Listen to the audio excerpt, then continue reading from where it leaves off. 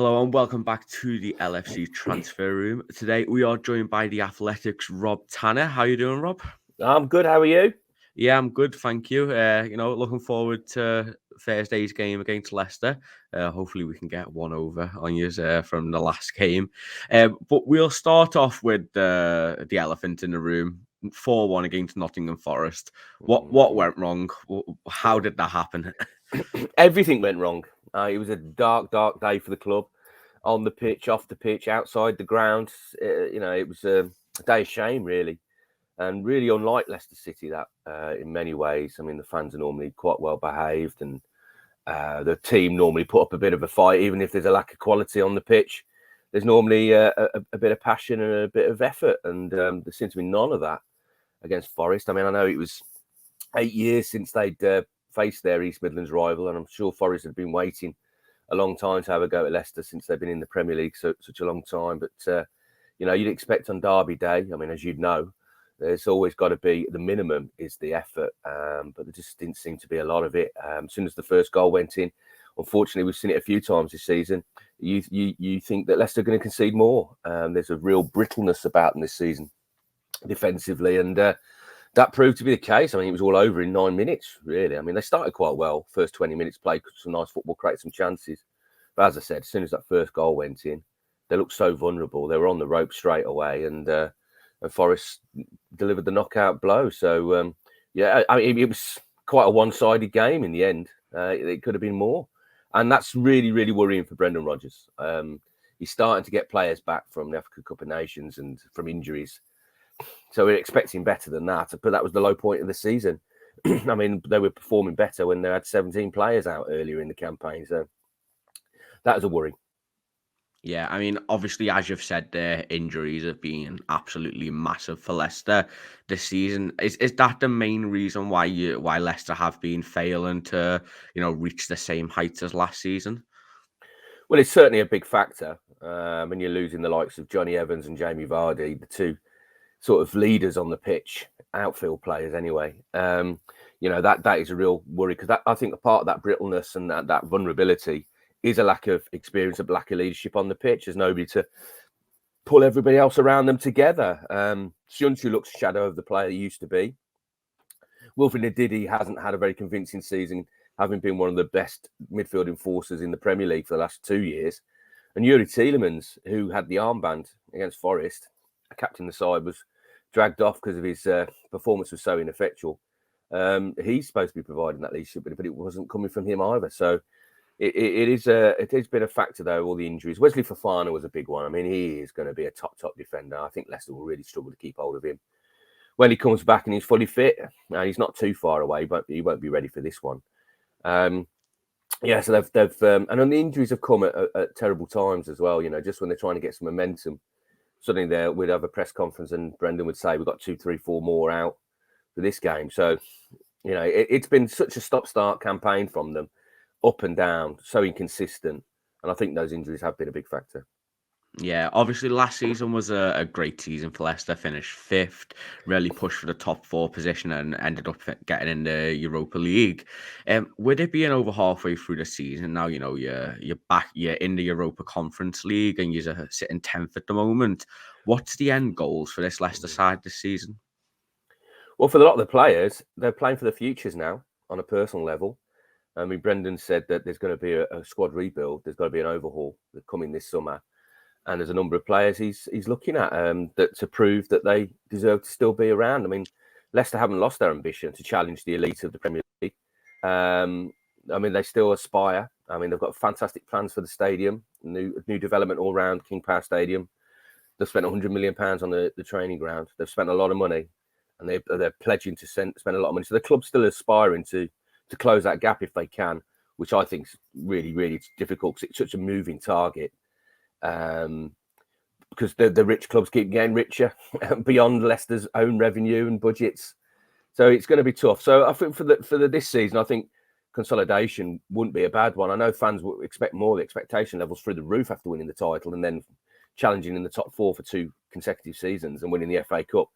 But I think those expectations this season are unrealistic. The only thing they can target really is the Conference League. Win that, they're back in the Europa League. That's the only way they're going to get European football, it seems, unless they go on a fantastic run in the final few months of the campaign. But as you saw the performance against Forest, you can't see that happening. So it's going to be a strange end to the season, and one that Leicester fans aren't used to. They're normally used to having something to play for all the way to the end of the campaign. But what they don't want is to slide anymore, because then Brendan would be under intense pressure.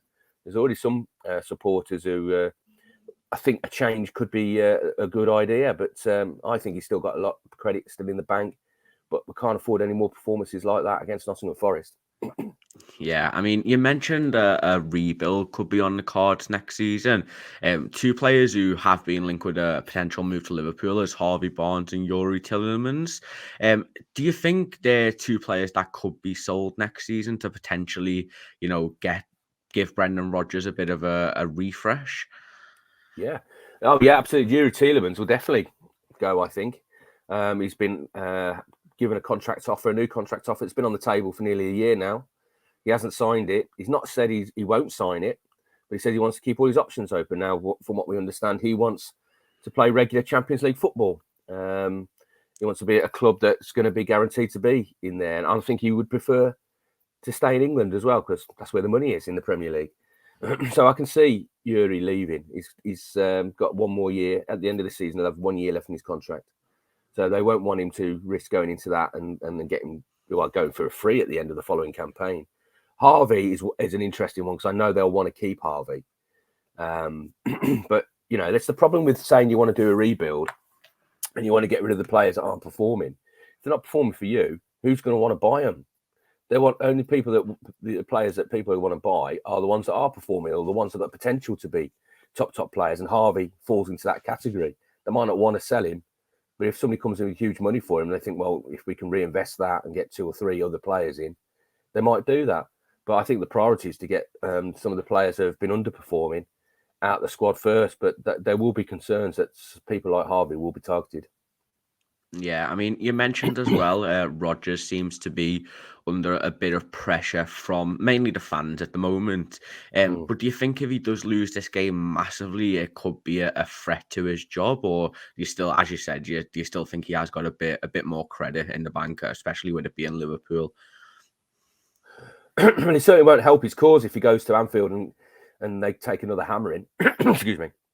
There are a section of the supporters that are starting to turn a little bit. There are still a lot that still appreciate the problems the club have had this season in terms of those injuries and the fact that it seems to be a transitional period for them, having had so much success the previous few campaigns. So I would say that the Leicester fans are probably still 60-40, 70-30 in favour of Brendan.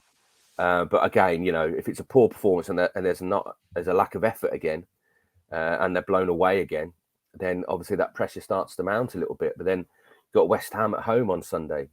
That'll be a huge one in front of their own supporters. I mean, I think if you take a beating at Liverpool, it is at Liverpool. It is Liverpool again at Anfield. So, you have to put that in perspective.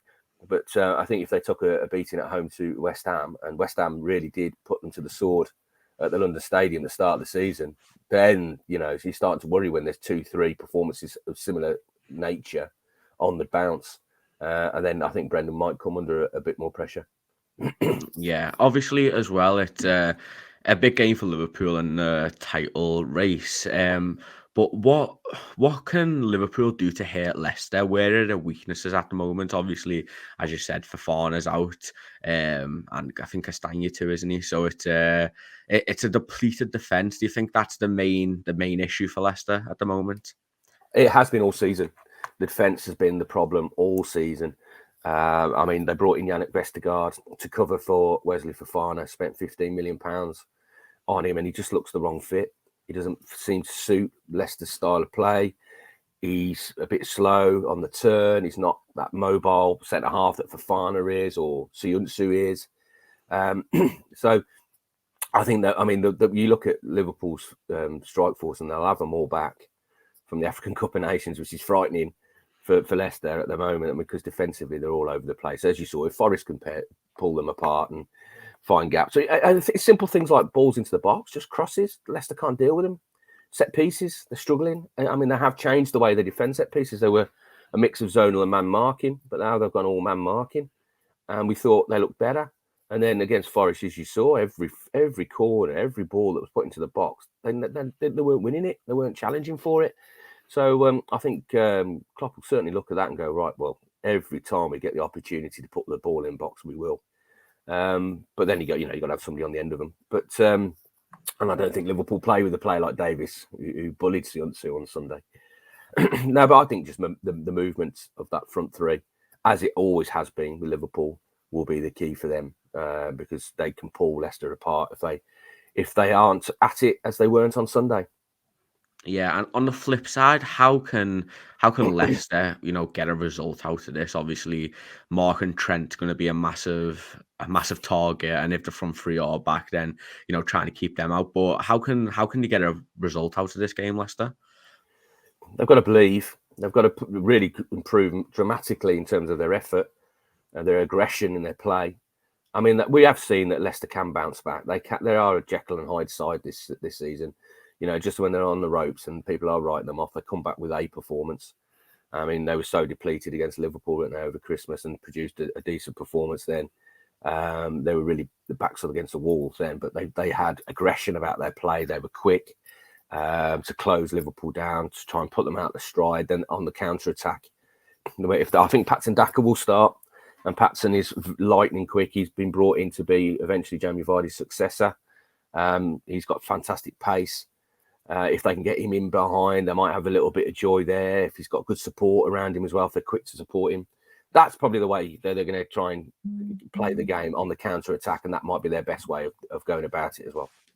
Yeah, and finally, score predict. What are your score predictions for the game, Rob? Well, having seen what I saw on Sunday, I can't predict anything other than a Liverpool victory at the moment, but I'm hoping Leicester surprise me. What I want to see, though, is a dramatic improvement in attitude. Yeah, definitely.